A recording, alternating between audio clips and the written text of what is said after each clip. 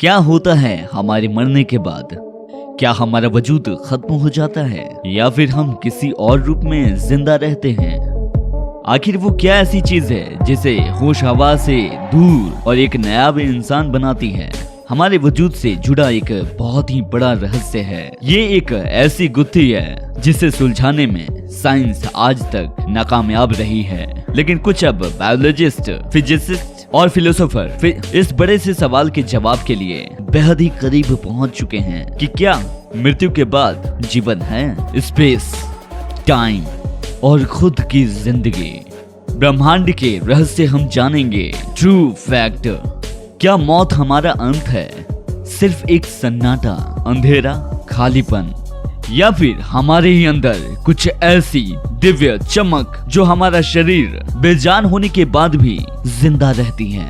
Philosopher और scientist हजारों साल से इस सवाल से जूझते आ रहे हैं। ये बहुत ही बड़ा रहस्य है जिसका सामना आज नहीं तो कल हमें करना ही पड़ेगा। एक सुबह जब मैं 6 साल का था, मेरी दादी नींद से नहीं जागी, ना उस दिन और ना उस दिन के बाद कभी। ये मौत के साथ पहला तजुर्बा था। मेरी समझ में नहीं आया कि ऐसा कैसे हो सकता है। कल तक तो वो ठीक थी, लेकिन आज वो नहीं है। क्या वो हमेशा के लिए जा चुकी हैं या फिर अब भी वो किसी रूप में जिंदा हैं? हिंदू, क्रिश्चियन और मुस्लिम ये मानते हैं कि अच्छे लोग स्वर्ग में जाते हैं और बुरे लोग नरक में। कुछ धर्मों के मुताबिक मरने के बाद इंसान एक और बेहतरीन दुनिया में चला जाता है या फिर इसी दुनिया में दोबारा जन्म लेता है। लेकिन इन सब बिलीव्स में एक ही चीज कॉमन है, और वो ये कि हमारा शरीर एक सिर्फ आत्मा का एक चोला है और आत्मा अमर है। कई लोग मन ही मन में इस बात पे यकीन करते हैं, लेकिन क्या इस बात को साइंटिफिकली साबित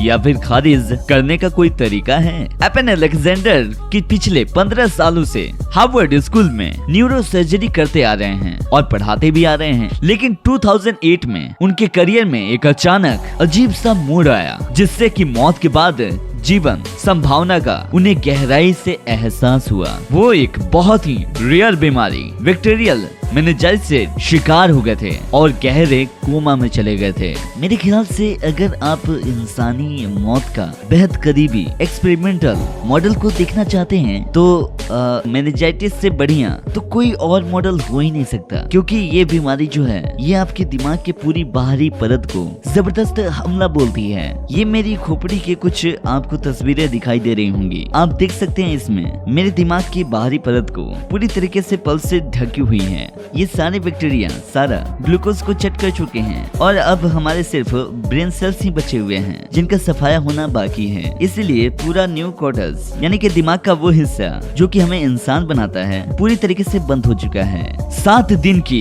एक दिमागी मौत के बाद आखिर अलेक्जेंडर कोमा से बाहर आए। ये एक चमत्कार ही था कि महीने भर में वो फिर से पूरी तरीके से ठीक हो गए। लेकिन जब वो कोमा में थे तब उनके साथ कुछ हुआ था। मुझे याद है शुरू में जब मैं गहरी नींद में था और कोमा में था तब मुझे कैसा महसूस हो रहा था, उसे मैं कभी कभी दुनिया का अर्थवर्म आईव्यू भी कहता हूँ। कुछ भी साफ नहीं था, धुंधला सा, ब्राउन सा, रेड ब्लैक सा। मुझे अच्छी तरह याद है, मुझे ऐसा लग रहा था मानो कि सिर पे जड़ें उगाई हूँ और मैं बहुत ही लंबे समय से यहाँ पे मौजूद हूँ। मुझे कुछ याद नहीं और ना ही जिंदगी याद था, ना ही मैं याद था, ना कोई शब्द। मेरी आवाज जा चुकी थी।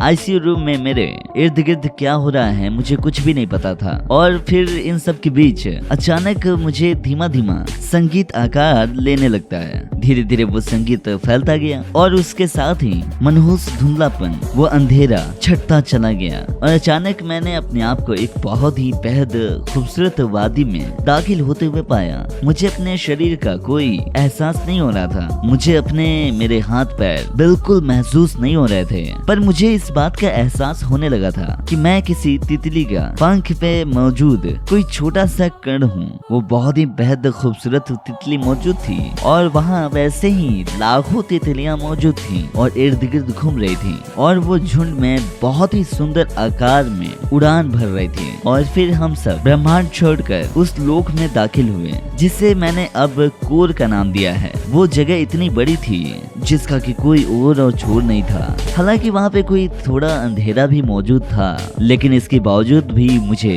ब्रह्मांड से बाहर उस जगह पे पूरी तरह से दिव्य शक्ति का सुखद एहसास हो रहा था, जिसे हम ईश्वर कहते हैं। सच कहूँ तो मुझे सारे ब्रह्मांड एक तारे के हिसाब से ही नजर आ रहे थे और ये बात बिल्कुल साफ थी, प्यार उन सब ब्रह्मांडों को एक बहुत ही बड़ा हिस्सा है। अलेक्जेंडर को जो अनुभव हुआ ठीक इसी तरीके का अनुभव पहले भी कई ऐसे लाखों और करोड़ों लोगों को हो चुका है जो मौत के मुंह से बाहर निकले हैं। लगभग वो सभी लोग कुछ इसी प्रकार की कहानी बताते हुए नजर आए और जिनके आधार पर साइंस अब भी साबित नहीं कर पाया है कि हमारे मौजूदा जीवन में और जीवन के बाद भी कोई और जीवन है।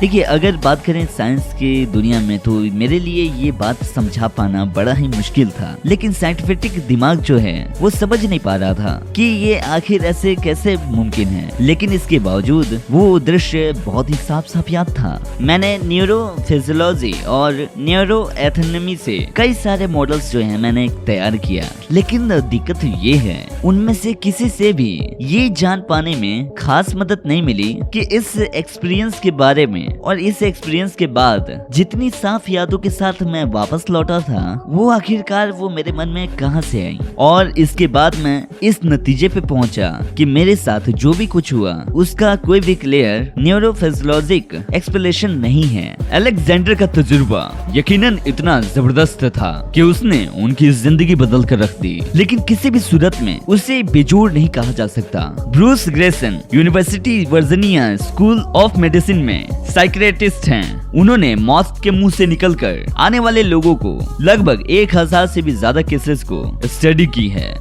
मौत की चौखट से जिंदा लौट कर आने में ज्यादातर लोगों में एक्सपीरियंस की अगर बात करें तो लगभग एक ही जैसा है और उन्हें बेहद ही शांति और सुख का अनुभव होता है। उन्हें लगता है कि उन्होंने ये पूरी दुनिया छोड़ दिया है और उन्हें कोई तेज चमकती हुई रोशनी नजर आती है जो कि बहुत ही बेहद गर्म जोशी के साथ और बेपनाह मोहब्बत के साथ अपने साथ बुलाती है। और कुछ लोगों को तो कभी कभी फरिश्ता नजर आता है और भी बहुत सारी चीजें नजर आती हैं जो अपने आसपास के लोगों को बताते भी हैं, जैसे कि गॉड, या फिर आप अदरवाइज बहुत सारे नाम भी देते हैं आप, या फिर ना पहचान कर उसे कोई महाशक्ति कह देना। कई साइंटिस्ट इन दावों को नहीं मानते। उनका कहना है कि ये लोगों के लिए जो है ये बस ऐसा ही फितूर में ये बातें होती हैं और इसके अलावा कुछ भी नहीं है। और ऐसा ज्यादातर तब होता है जब भयंकर शारीरिक दबाव में और दिमाग जो है वो काम करना बंद कर देता है और सेल्स को ऑक्सीजन नहीं पहुंचाता है। 70 के दशक में अमेरिका के एयरफोर्स अनजाने में इस बात से संबंधित कुछ एक्सपेरिमेंट कर बैठे। साइंटिस्ट ने पायलट को यानी कि एक तरह की एक मशीन में उनके शरीर पर जबरदस्त जी फोर्स डाला। इससे शरीर का पूरा खून खींचकर उनके पैरों तक पहुंच गया और उनके दिमाग में ऑक्सीजन की भारी गिरावट आई। इस वजह से वो बेहोश हो गए। होश में आने पे कुछ पायलट्स ने बताया कि उन्हें एक चमत्कार रोशनी दिखाई दे रही थी। कुछ का कहना था कि वो अपने शरीर से बाहर निकल गए थे और ऊपर से अपने शरीर को देख रहे थे। और ये सभी अनुभव उन लोगों के अनुभव से काफी मिलते जुलते थे जो मौत के बेहद ही करीब थे और करीब पहुंच के लौट भी आए थे। लेकिन सिर्फ एक बड़ा ही फर्क था, जिस वक्त ऑक्सीजन की वजह से अपने होश खो रहे थे बहुत कुछ हद तक वही लक्षण थे जो मैंने आपको बताया था। मौत के बाद भी वापस आ जाना उसी से रिलेटेड थोड़ा बहुत एक्सपीरियंस था। और मौत के दहलीज पे जो खड़े इंसान की स्थिति होती है वही स्थिति लगभग सेम था एयरफोर्स के जवानों के पास। लेकिन उस अपने एक्सपीरियंस के दौरान के मरे हुए रिश्तेदार या फरिश्ते नजर नहीं आए। इन सब एक्सप्लेनेशन की अगर बात करें और इन सब के साथ दिक्कत ये है, जिस वक्त हमारा दिमाग कॉम्प्लेक्स थिंकिंग यानी कि पेचीदा सोच विचार के लायक नहीं होता, उस दौरान होने वाले पेचीदा यादों के बनने का वजह नहीं बता सकते। तो क्या मौत को छूकर आने वाले लोगों के तजुर्बे किसी ऐसे मन का आखिरी ख्वाहिश हो जो दम तोड़ने वाला है, या फिर इस बात का संकेत है कि मौत के बाद भी कुछ और है। इस सच को जानने के लिए बहुत बड़ी साइंटिस्ट के मामले में क्वेश्चन छेड़ने की जरूरत है, जिससे कि इंसानी आत्मा का सही तरीके से पता लगाया जा सके। लेकिन क्या आत्मा सिर्फ मनगढ़ंत चीज है या फिर ब्रह्मांड का कोई बुनियादी बीज? वेल दोस्तों, इस वीडियो में इतना ही। तब तक अपना ख्याल रखिए और इस चैनल पर नए हैं तो इस चैनल को सब्सक्राइब कर लीजिए, लाइक कीजिए, शेयर कीजिए अपने दोस्तों के साथ, और हम ऐसे ही कुछ रहस्यमयी तथ्यों के साथ फिर से जुड़ेंगे आपके साथ। तब तक अपना ख्याल रखिए। Bye bye.